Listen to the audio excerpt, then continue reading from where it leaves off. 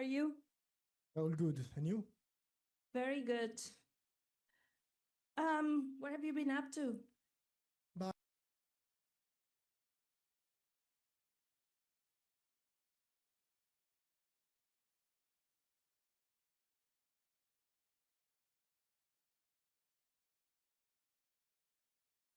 Always know it all, of course. and Every- you are the smart guy in the room. So, do you have any idea of how many online job vacancies there are in Malaysia?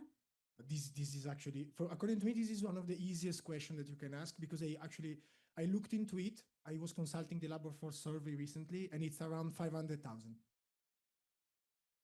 Consulting the labor market survey. I know there's nothing else I can do if I want to look at the job postings in Malaysia. I mean, I need to look at traditional sources, it's the only thing that I have available. And how many you said you found? Around the 500,000 mark, no more. Man, the confidence. Actually, there are 1,160,000 What? online job vacancies in Malaysia as we speak.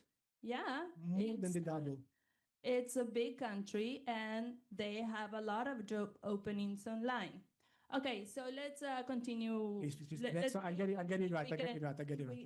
If we can get better. So Ghana, the Okay. quiz now on Ghana. Easy. Confident. Easy. Yeah, of course. What percentage of online job vacancies require digital skills?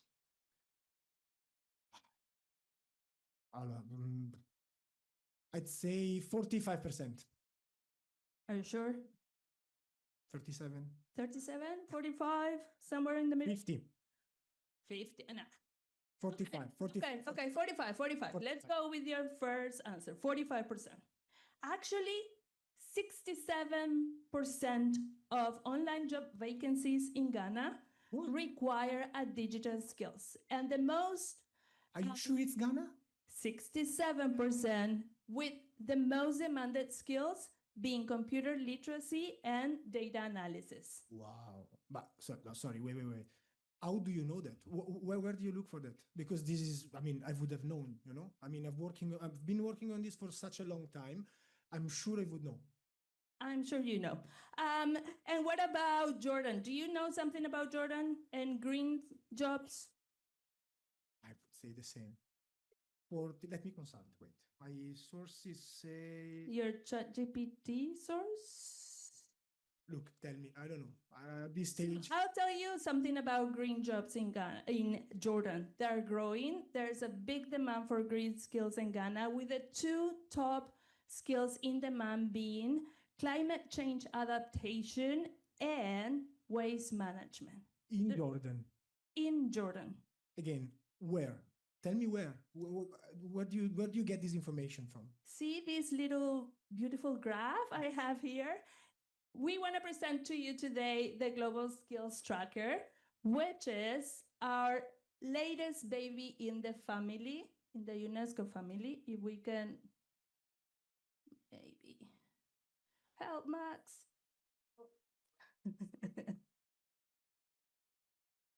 Let's introduce ourselves first. Oh, yeah, you were supposed to introduce yourself. Of course. Yes. So first of all, let me thank you once again for being here today. We wanted to have a nice introduction into the Global Skills Tracker.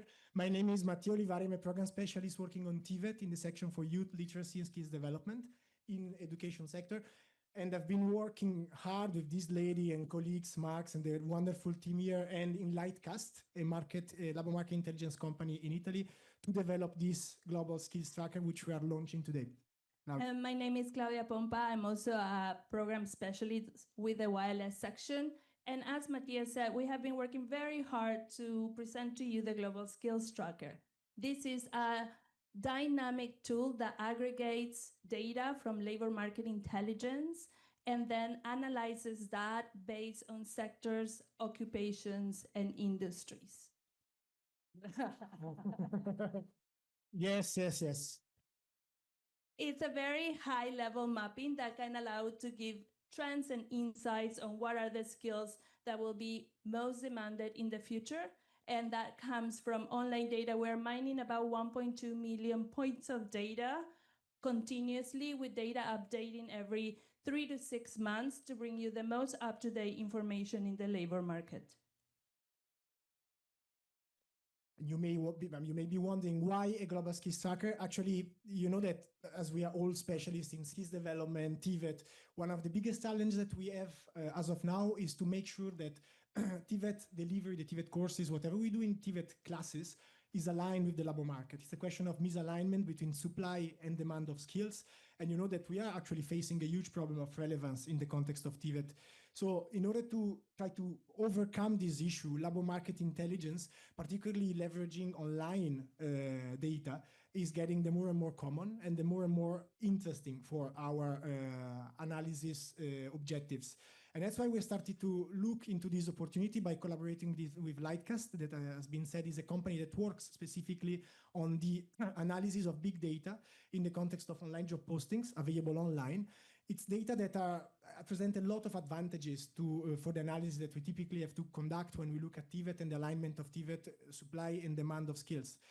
They are more frequent. Claudia said about the updates of the data. They are more timely. They are more dynamics, if you want. They are more granular. We can have very granular level of information into sectors, occupation, industries, across countries, across regions, across municipalities even.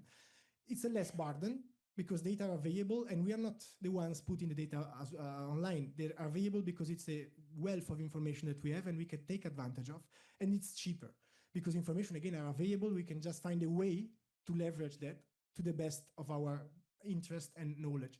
And to do that, we collaborate with Lightcast. We have been, and we are launching today this Global Skills Tracker, which is indeed a tool that will help you monitor skills demand in alignment with the work on TVET that you're doing. We developed in alignment, the Global Skills Tracker in alignment with our TVET strategy 2022-2029, which has been mentioned earlier on. It's the strategy within which we're also working with the Global Skills Academy on all the other nice things that we have been presenting this morning. And thanks to a Global Skills Tracker, people like Mattia won't be behind with their statistical information, which takes years to not only develop, but also analyze. It's really real-time data. At the moment, this is phase one. We're covering 10 countries across the world. One is a geography, and you will probably notice very quickly. And these are, why these 10 countries? What was the selection criteria? Countries that are deeply anchored or working together closely with UNESCO and some of our projects. That's what we've chosen them because we want to ensure uptake at different levels, from policymakers, from training institutes, and for young people and students. We've chosen one geography in the US, is Idaho, and you might be asking, why on earth Idaho? Idaho is a very developed agricultural economy, and we would like to benchmark the type of skills and jobs that come from those types of geographies, so that then we can also help compare and contrast. Of course, the use of the Global Skills Tracker is intended for everybody. I mean, it's a global public good that we want to make available, and thanks to the collaboration that we have and the work that we do with UNEVOC in Bonn, we are now launching it to put the GST, the Global Skills Tracker, in the availability in the hands of every expert, every analyst around the table. What is the advantage for your projects? Actually, with that, you can have a real-time image, snapshot of what's going on in the labor market. So what is the situation in terms of occupation in Jordan, for example, with an update of the data, which is frequent. It gives you not like something static that you look at now and then in 6 months' time, we don't even know if it's still relevant. It's dynamic. So data on skills demand are consolidated in a dynamic way. You can look at them, look at trends, look at historical mappings to see what's the evolution, what is changing. It's also very important for policy development. You know that the downstream application of TVET data or data on the labor market is very important. You use it for training, delivery, design, curricula development, update. But on the other side, the data on the labor market, the data on the information on what occupations are in demand, are also very important for policymakers that need to develop strategies, policies to make sure to respond to the needs of the societies and the economies where they are, leveraging TVET. And finally, and that's one of the biggest, let's say, additions of the global skills tracker is that it's not a traditional, only looking at traditional skills of the labor market, but also at emerging skills. We developed a strong focus on greening and digital, looking at how much digital and green are pervasive in the labor market, how they are in terms of penetration in the labor market demand, in terms of job openings. And that gives you a really nice picture of how digital, AI, and greening are going to be uptaken by the companies in the labor market. Yes, and not only that, we also have been able to develop this first phase of the Global Skills Tracker in French and in English, so it's available in both language for you to look at. Here are examples of what we were talking about before and how you can play with the data. There's also a section on researchers, and I call on all of the researchers in the room who want to compare data and try to figure out how can we use this, A, for policymakers to really give more attention to the kind of skills that we will need in the future, B, for training centers to really tailor curricula based on the demand of the labor market, and C, also for students and young people like the ones that we have today, because then you can see what employers are looking for and you can upskill and reskill yourself. And not only young people, but also a lot of the older populations around the world. And our call to action today is just to say, please spread the word, let the world know that we have this tool. We think it's a beautiful tool, but it's not about how beautiful or not it is, it's about the usage it takes and whether people use it or not. And we would really like people to benefit. If you're interested in taking this to your governments or adding more countries, please come talk to us. We're really open to start conversations and seeing how to expand this in phase 2 and also add other additional features to the Global Skills Tracker. But I think for now, we have enough to play with and familiarize ourselves with. Just one additional section. We did not forget traditional labor and education statistics. Anybody gets upset with us, right? Because it's true, it's innovative. You're looking at the online job postings. It's very interesting, it's dynamic. But in the dashboard, you will also see that there's a part for each country where traditional statistics on the labor market are presented with a very nice level of diversity, also on education. So you will see in the same place the traditional information that you typically collect on countries when you look at labor market, education systems. And on the other side, you have all the other parts of the dashboard that are more forward-looking with an innovative approach that Claudia just presented and that you can now take a look at.